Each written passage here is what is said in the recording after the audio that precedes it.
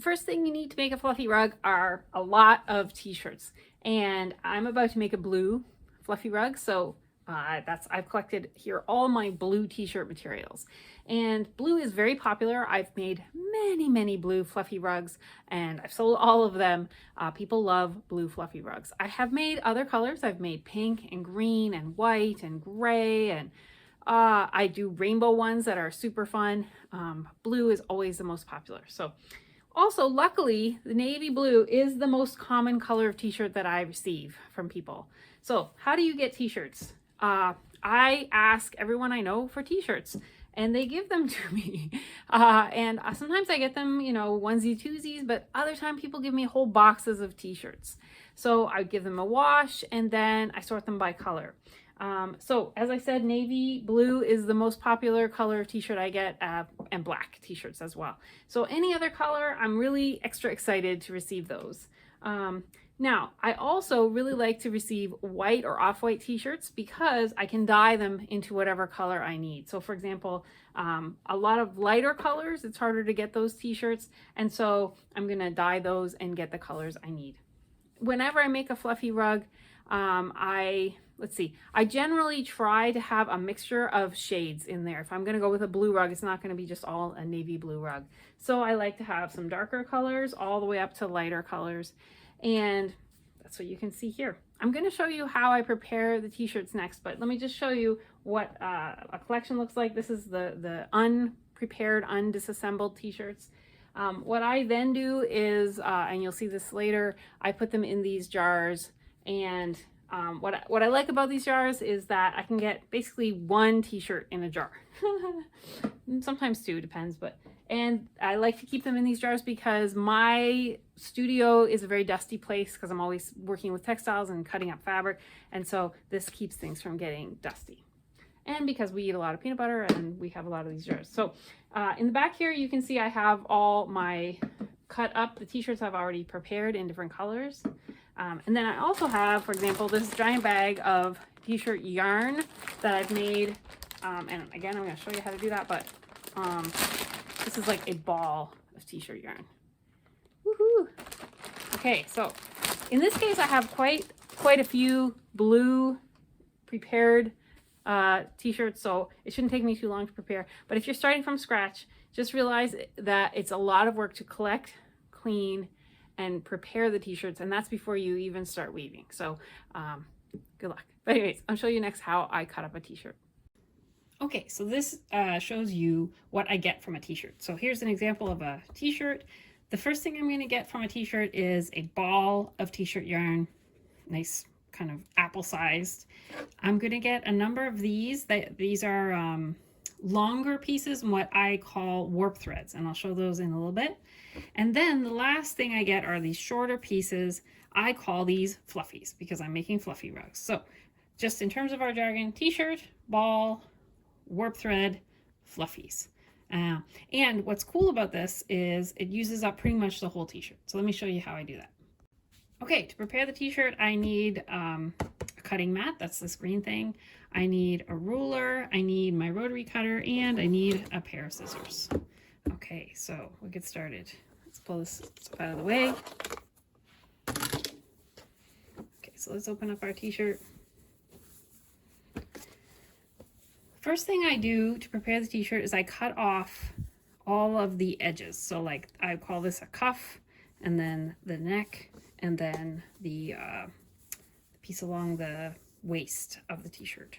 I use all of those in a different kind of rug, and it's my most popular YouTube video right now. So I'll link to that in the show notes. It's not in the show notes, in the video notes, and you can see how I reuse those. So I'm just going to go ahead and start removing those pieces.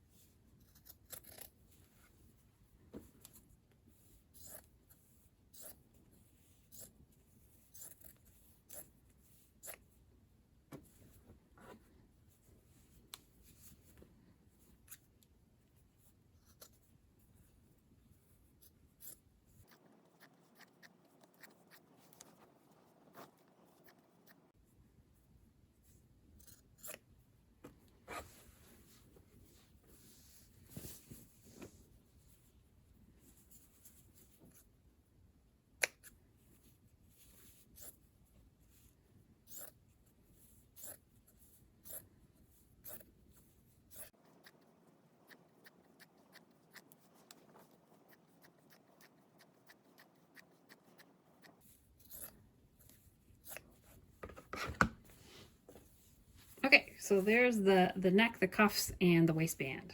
And as I said, I use those in a different kind of rug, so I'll go put them in that bag right now. Okay, so what I have left now, I have a body of the t-shirt and I have sleeve.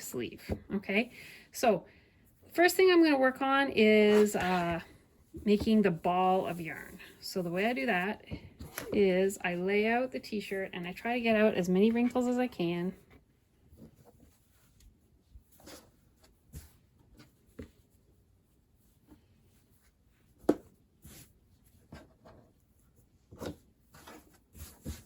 Cool.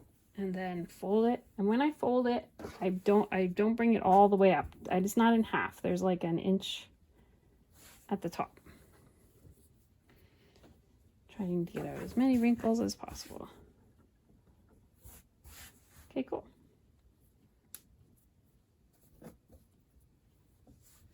And I'm going to get a ball of yarn from this section to this section.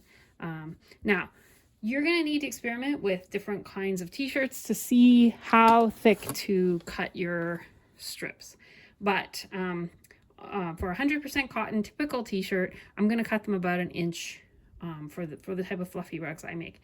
If you get super thin t-shirts, like an Old Navy type of t-shirt, you might need to cut it thicker in order for it to be a similar weight in the end. Okay, so here we go. So you can see I actually cut just up to that point right there. And I leave this little piece of the top. I only cut to the top of the t-shirt that I folded right there.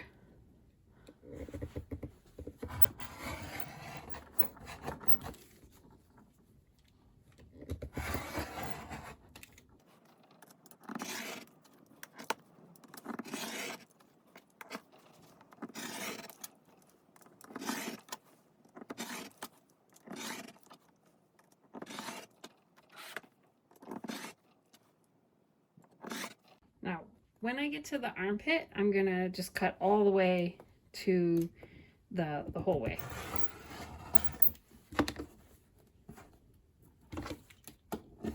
Okay, now that section is gonna become the ball of yarn in a second. So let me just put that to one side.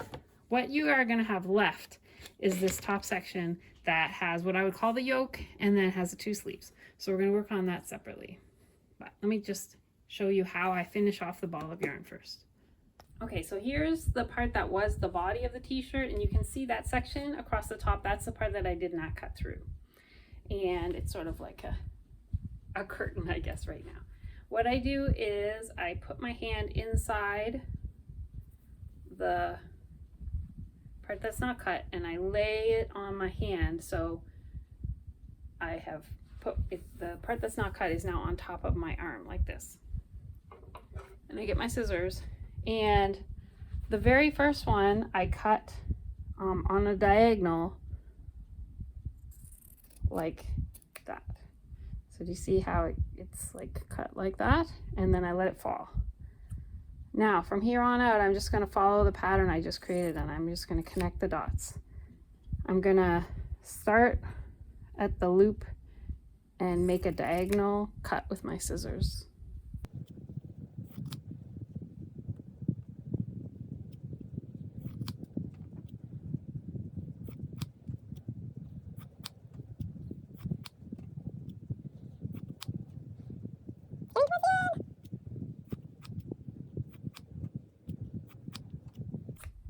Okay, so now it's one long piece of fabric. Now, some of the sections, like you can see this had some printing on it from the t-shirt.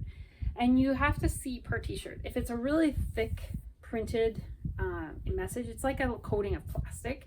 And so when I pull it like that, sometimes it looks, you can see it. So like in this case, I feel like it's not terrible, like you can't, it's not that visible, so I probably won't worry about it.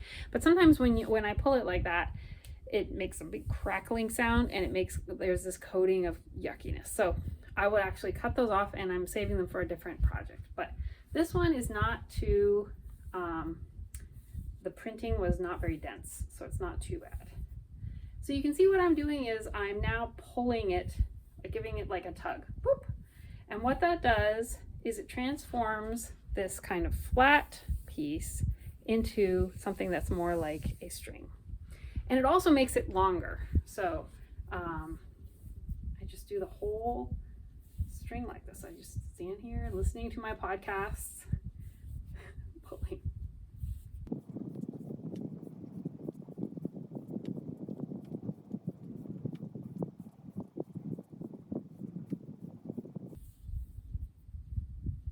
So when I get to the end of that thread, now it's all this nice uniform kind of skinny yarn stuff. So I get the ball started by just wrapping it around my hand. Once I have a good amount, I'm gonna hold it like this and go the other direction.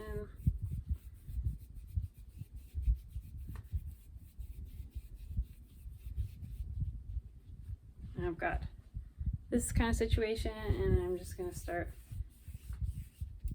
wrapping it so that it makes a nice ball.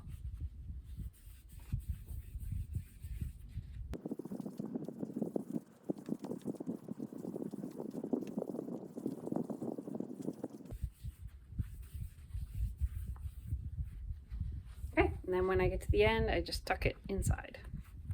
So then I get my ball of t-shirt yarn.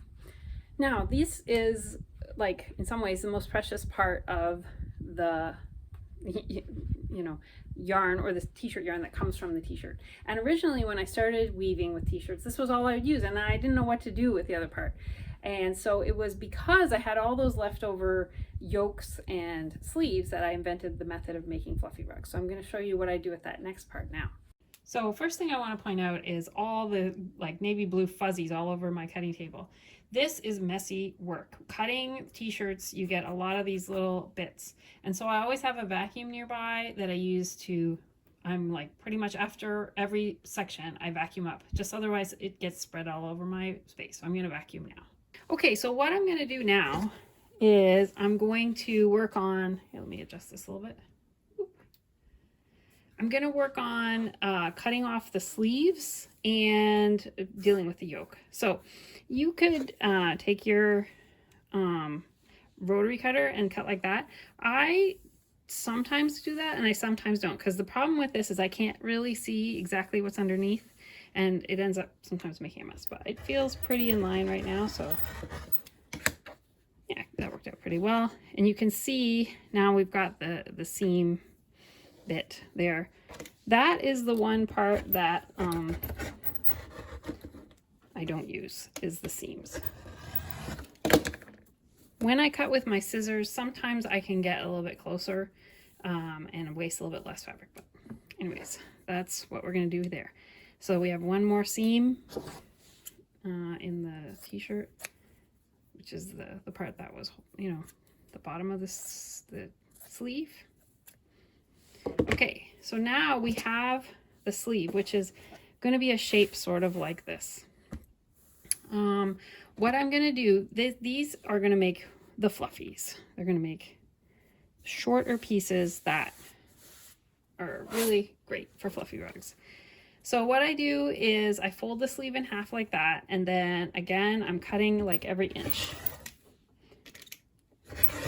And I'm going to go all the way to the top. This little piece I might not use. And to make the fluffies, again, I just pull it just like I pulled it when I was making the yarn. Now that is actually 2 fluffy lengths, because a fluffy for me is usually about 10 to 12 inches long, or 20 to 30 centimeters. Okay, but I'm not going to cut it in half right now. I'm going to do that later. Again, so I just pull till I get my fluffies.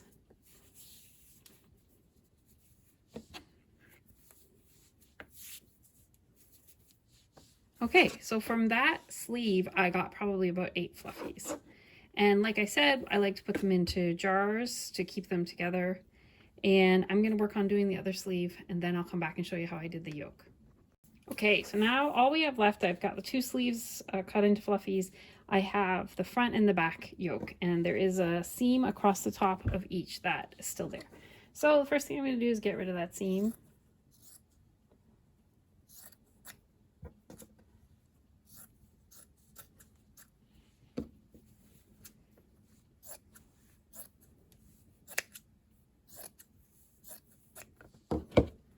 Now I have two pieces the same shape.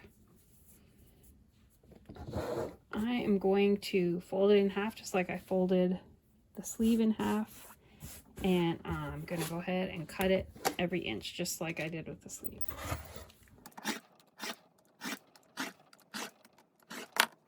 Now, one thing I want to show you about the yokes is that they are really long. So like that is, I can measure it. Let's see. And this was not even an adult t-shirt, or it was a small adult t-shirt. Yeah, this is probably about 24, almost 30 inches long. And so that makes it potentially long enough to be a warp thread. And I'll show you what I mean by that in a second. But I'm just gonna finish these up and then I'll decide whether they are warp threads. If it was an adult t-shirt, they would definitely be long enough to be warp threads. Okay, and then the front yoke piece, it's going to have the same treatment, except because the front yoke piece has the neck cut out of it, there's going to be more fluffy, like it's not going to make it as far. So let me just make that make sense. Also, this piece has the printing on it, so it's possible some of these will not look good in a fluffy rug.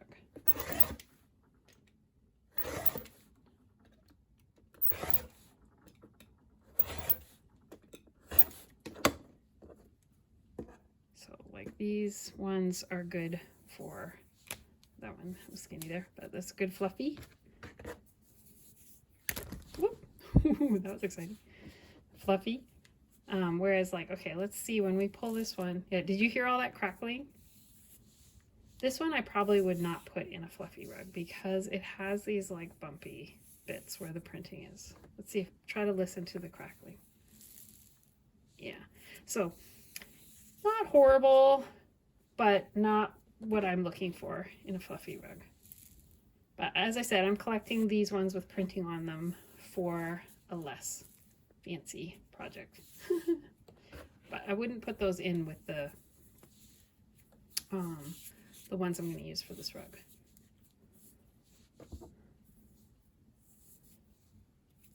So that is the length of an actual fluffy, which is about 10 inches, 10 to 12 inches. Now this one starts getting a little small. Yeah, I probably can get that one, but then this one is going to be too small. So that's trash. Okay. And again, we have a big mess, which I'm going to clean up. So let me work on cleaning that up, and then I'm going to talk about warp threads. Okay, next I'm going to talk about what constitutes a warp thread when I'm disassembling t-shirts. So in order to make my rug, I need a loom, and there are actually two looms here in my studio space. This one that's very tall, this is called a tapestry loom, and that's what I'm going to use to make the fluffy rug. And this one over in the corner, that is not a tapestry, that is one where you throw a shuttle back and forth. That's a floor loom, and I'm not using that. So the good news is this is a lot less expensive and a lot easier to figure out than that. You can really use any rectangular piece of wood situation.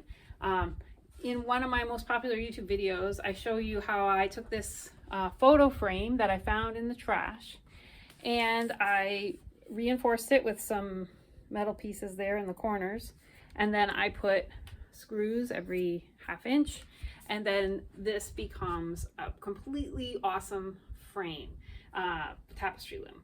Now the disadvantage of this method is that it doesn't stand up at my height. So this one I like because I can work on it while I'm standing up, and this one you have to lean it against your lap, as you'll see in that video. But I mean, this is free pretty much, except for your screws and your reinforcers. So you could also make one out of like PVC pipe. You don't need to go buy a fancy tapestry frame. You can recycle to make your frame. So I'm gonna go ahead and use this. This is a story loom. The design was made by Weaving a Life, and I'll link to the pattern. You have to purchase the pattern, but my husband made this for me many years ago. I've used it a lot, and I do love it very much. Okay, so what is a warp thread? What constitutes a warp thread?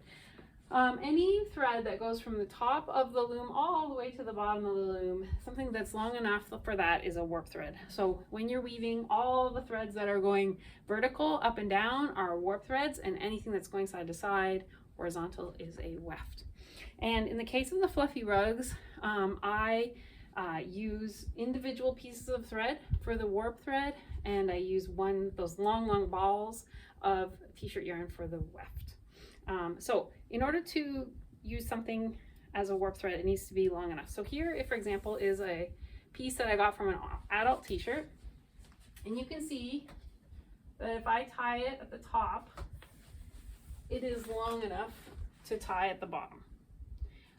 So that would be a long enough thread for a warp thread. Now the piece that I just cut from that t-shirt is quite a bit shorter. Now, if I was desperate, I could tie another little piece on there, because the rug is not actually going to go all the way up to the top. It's only going to go to about here. So I could make this a warp thread, but I have a lot of t-shirt yarn. So I'm not going to make this warp thread. I'm going to cut this into fluffies. Probably this is long enough to make 3 fluffies. So that is what I mean by a warp thread. A warp thread is any thread that is long enough to go from the top to the bottom of your loom, whatever loom you're using. So it's custom to you. So next I'm going to talk about how I prepare the loom. How do I get the warp threads ready to go? So what I do is I get one of my warp threads and I tie a knot in the very first screw at the very top. It's just a single knot, and I pull down with my weight, pull, till I get to the bottom. And you can't see me very well, but down here I am tying the same parallel knot on the same parallel screw. Whoop. Yes, and I want it to be nice and tight, kind of like harp. So yeah, that's it, and I'm gonna keep going like that. I like to alternate colors, so I'm gonna go ahead and do that, and I'm just going one after the other like this.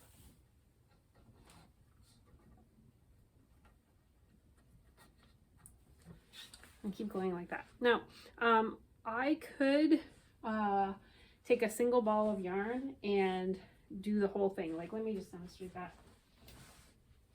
So for example, I could take this ball of yarn and I could tie it off at the top like this.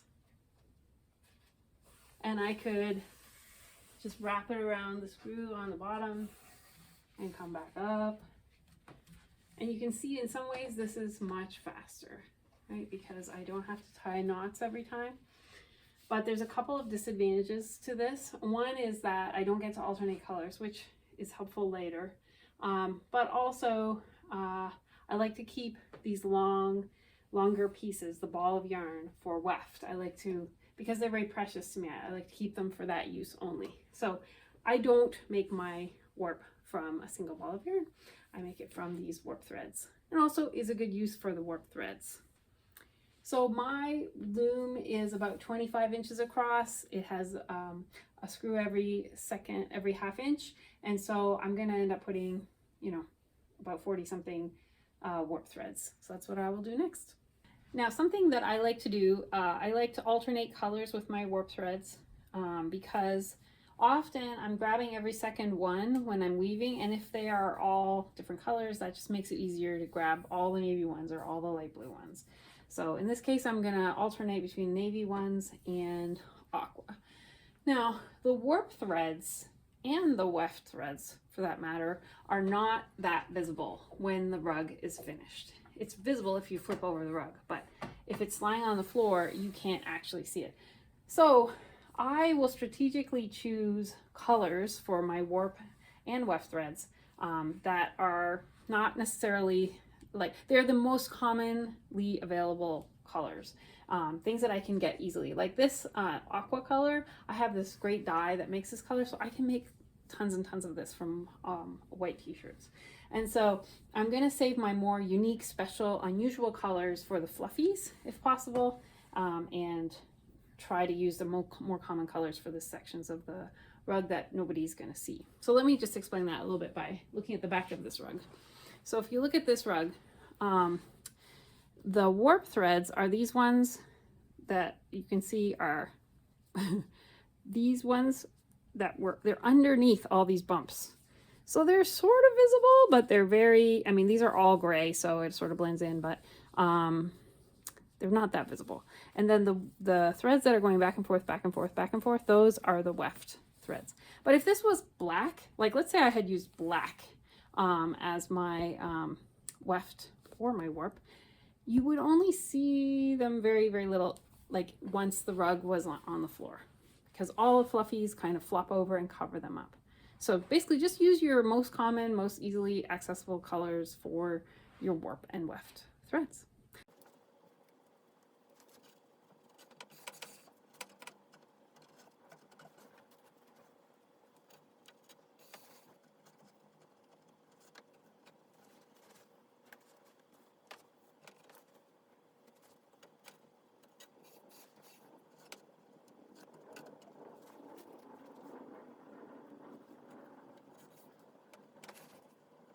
Okay, we're going to start weaving. We have our warp threads on there. I'm going to start near the bottom of the loom. I'm going to start with, I'm going to use a navy ball of yarn, and I'm just going to start by grabbing like 4 or 5 of the navy threads and pulling them towards me and putting the thread behind it. This is the genius of having alternating colors in your warp, is that you can just quickly grab all the ones that are the same and then pull the warp thread through. Now this bottom one, I just leave a little tail here. I'm going to end up tying that off, but I'm not too worried about it right now. I just, again, grabbing like a handful, and I'm not pulling really tight. I just, you know, loosely lay the yarn in there, t-shirt yarn. Okay, so now I have gone behind all the navy threads. Now some people, they put a dowel or a metal bar on the sides as a reminder that they, you know, what is the edge that they want. They don't want, because people have a tendency to pull it and then it gets makes a like a V. But because I've been doing this for a long time, I did start with those. I put a dowel there, but now I'm made so many of these, I don't need to do it. So I don't do that anymore. But when I wrap around this end piece here, I'm going to do it loosely. I'm not going to pull tight. I'm going to leave a little bit of extra thread there. Now on the way back, I'm grabbing all the light blue threads, the opposite of what I just did. And I am like, something they say is to make kind of like mountains. And that is a good practice, especially when you're getting started. And the idea is that you do not want to pull this too tight.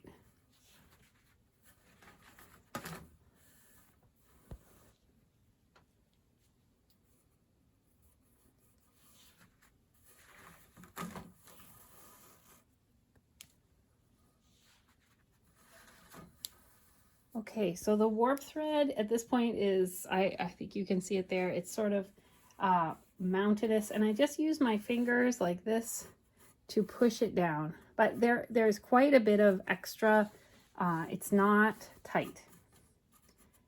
The trick to having a rectangular rug at the end and not a triangular one is to loosely weave. Now, this ball, I'm just going to leave it here. I'm going to let it drop to the floor actually.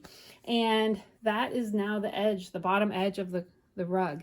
And I'm going to start tying on fluffies. Let me go get some fluffies and I'll be right back.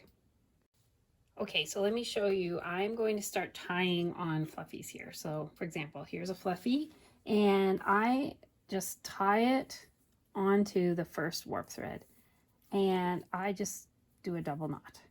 It's not anything fancy. It's just hanging on there. And then the next one.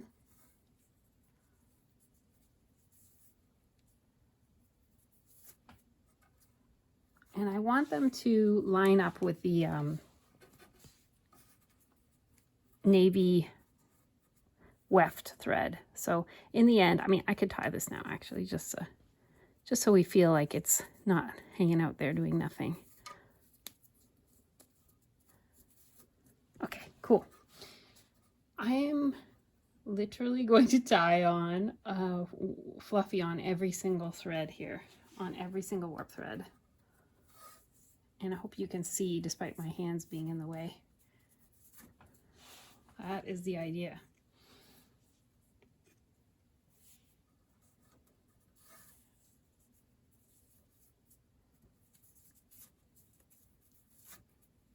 Yeah. Now, you might think, oh, wow, they look messy or they look all different lengths or whatever. Don't worry about that. Just go ahead and tie them on for now, and you can clean things up later and trim off things that you think look scraggly. So the goal right now is just to keep tying lots and lots of fluffies. So I'm going to go ahead and do that.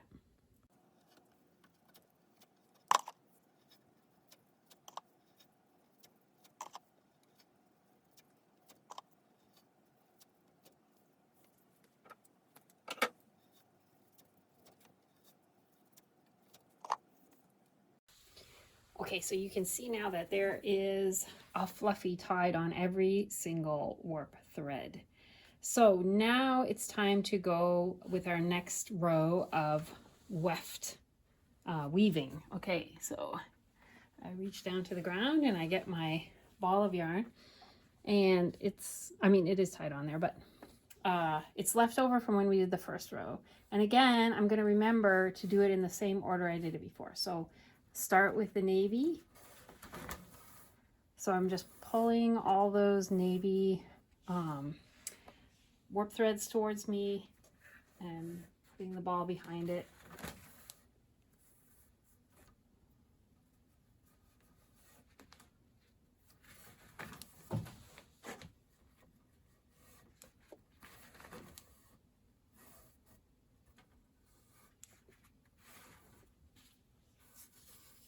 Cool. And just like I said before, you know, make sure there's extra on the edge. Don't pull that so tight, and just use your fingers to gently push them all down. Again, if it's a little bit extra there, that's okay. That's good. That'll help it stay rectangular in the end. Coming around that last one, again, we're going to leave a little bit of extra there. We're going to let it be a little bit loose, and we're going to grab all the light colored warp threads on the way back.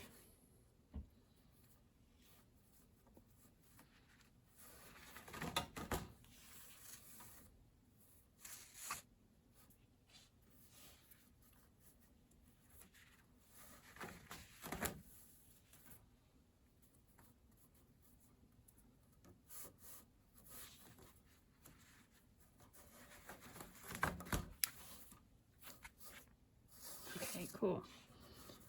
So again, I'm just going to gently boop, boop, boop, use my fingers to make it all fall down. So the first row of fluffies is done, and 2 rows of weft weaving is done. So now I'm gonna just keep going, like tying. Now you might be wondering, like, what's the pattern here, Carla? I don't see a pattern. I mean, you are gonna decide whatever pattern you want. That's your vision. I find the most fun ones are one where I'm more abstract, where I just, you know, start building and flowing and letting the colors kind of bloob together like an abstract painting.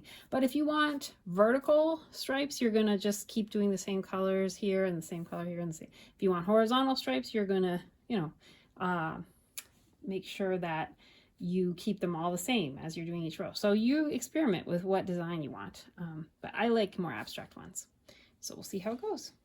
The rug is about halfway woven at this point. So I wanted to check in and show you a few things that you might be noticing if you're about halfway through your weaving. First thing I'm going to teach you is what to do when you get to the end of your warp, your weft thread. How do you attach the next one? So let's do a close-up on that first. So you can see I'm at the end of this weft ball of yarn, and I've woven it just the way I normally would until I get to the very end, till there's just like a few inches left, and just sort of tuck it down like I normally would. Then I get my next ball of weft yarn, and I'm going to just overlap it by like, I don't know, 6 inches, something like that.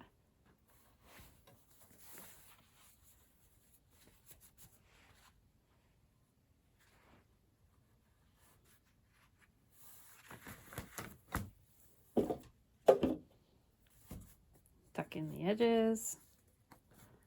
Boop, boop. And now I've started my next weft yarn. I also want to show you the back of the rug. So you'll see along the edge here, well, you can see a little bit of the fluffies peeking through, but the loops are not tight. There's quite a bit of give in those loops, and they're not even, and that is okay. It's all going to work out in the end. Also, you know what I said at the beginning where I talked about what is visible. So you can see the weft yarn is visible, all that navy is visible, but the warp threads are not that visible. They're tucked inside. So that's another reason why I like alternating my warp threads, because you can't really see them. You can see the little fluffies very faintly here, but mostly what you're seeing is the weft yarn. One last point, so in terms of how long is this taking me, so I timed myself to see how long it took me to tie on 1 row of fluffies and to do 1 row of weaving, and it was 10 minutes.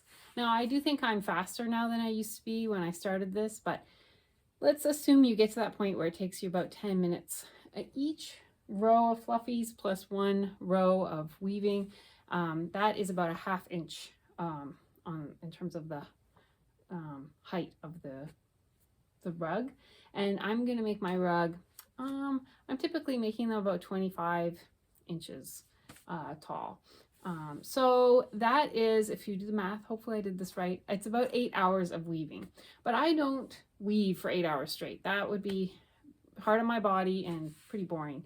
So I'm alternating between weaving and cutting up t-shirts and doing all the other things I need to do in life. So, but just in terms of the weaving for a rug this size, it takes me about 8 hours.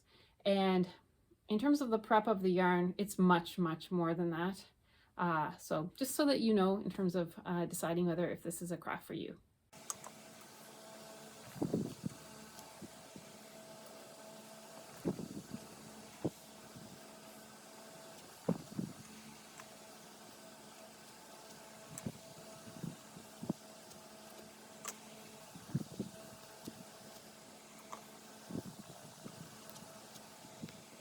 Well, the rug is now finished in terms of the weaving, and I'm ready to take it off the loom. So I'm going to show you how I do that.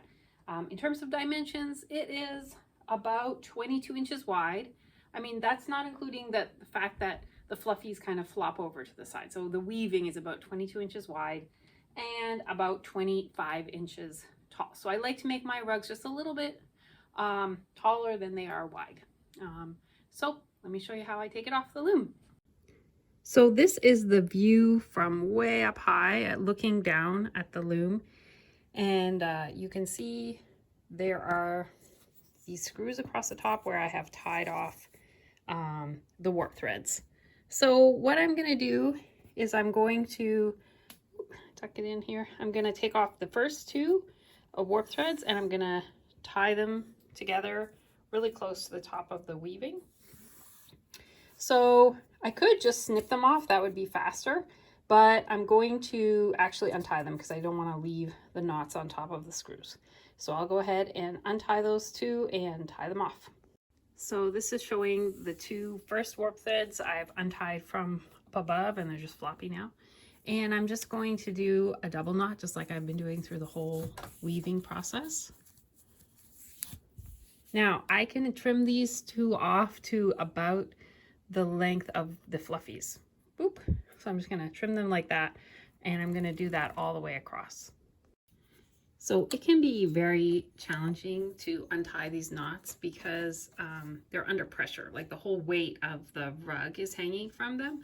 So I use this hook, this is my rug hooking hook, and I sort of dig into the knot like this with the point and then pull on it. This is hard to do and hold the camera at the same time. Like that, yeah. And then that makes it easier to pull off. Otherwise, I probably would just, if I didn't have this tool, I probably would just use scissors. So I have done the first half, and you can see it just flops now. And I could just keep going like this, and then the whole rug would flop down forward. That's one way. I could also start untying it on the bottom. Doesn't really matter. But I am going to just keep doing it all the way across the top and let the whole thing flop down, so that it just means I can work on everything at one level at a time. So I'm gonna keep going. Okay, so I took off the entire top layer, and now the rug has flopped forward, and I'm actually like on the back of the loom now, and from down here I can see all the knots that are tying the loom to the bottom. So I'm going to use my little hook here, and I'm going to untie the knots and remove the rug from the bottom of the loom as well. So I know this is a bit confusing, but this is how it looks on the bottom. There's screws along the bottom, and I'm just untying the knots one at a time as I go along here, or actually I'm just snipping them and then dealing with the knots later. So you can see the rug is hanging down here, and I'm just snipping these off two at a time and then tying them together.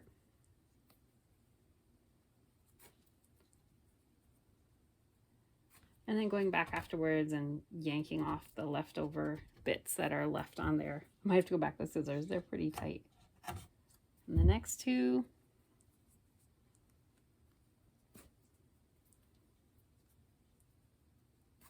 Like that. So this fluffy rug is now finished, and that's very exciting, and it feels really cool and fluffy. The last step for me is I like to leave it out. Well, first of all, it's great to lay it flat, because now you're going to actually see, okay, how does this look flat? Because when it's all hanging down from the loom, it doesn't really give its true personality. It's sort of all saggy in one direction.